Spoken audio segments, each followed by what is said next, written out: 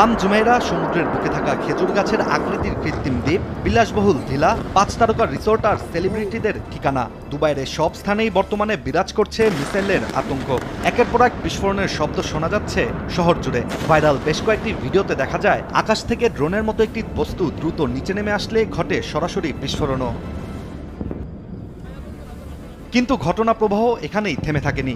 আন্তর্জাতিক গণমাধ্যমের তথ্য অনুযায়ী আগুনের লেলিহান শিখা দেখা গেছে দুবাইয়ের সবচেয়ে আইকনিক স্থাপনাগুলোর একটি ও বিশ্বের একমাত্র 7 স্টার হোটেল বুর্জ আল আরাবেও। স্থানীয় কর্তৃপক্ষ জানিয়েছে ইরানের একটি ড্রোন প্রতিরক্ষা ব্যবস্থায় ভূপাতিত হওয়ার পর সেটির ধ্বংসাবশেষ হোটেলের বাইরের অংশে পড়লে সেখানে আগুন ধরে যায়। আর এই ঘটনার মাধ্যমেই দুবাইয়ের বিলাসিতার প্রতীক এই ভবনের গায়েও পড়েছে যুদ্ধের ছাপ।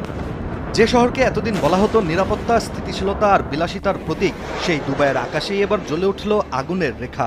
মধ্যপ্রাচ্যের সবচেয়ে ঝকঝকে, সবচেয়ে সুরক্ষিত বলে পরিচিত এই নগরী হঠাৎ করেই পরিণত হলো মিসাইল আর ড্রোন হামলার লক্ষ্যবস্তুতে।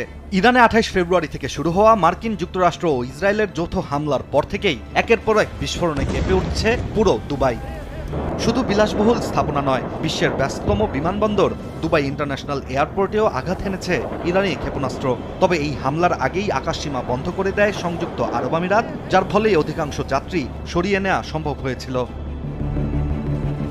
এদিকে বিমানবন্দরের পাশাপাশি মিসাইল হামলায় অগ্নিকাণ্ডের ঘটনা ঘটেছে দুবাইয়ের গুরুত্বপূর্ণ সমুদ্র বন্দর জাবের আলী পোর্টেও। এই সমুদ্র বন্দরেই মার্কিন যুদ্ধজাহাজ নোঙর করে এবং এটি এয়ারক্রাফট ক্যারিয়ার সামলাতেও সক্ষম।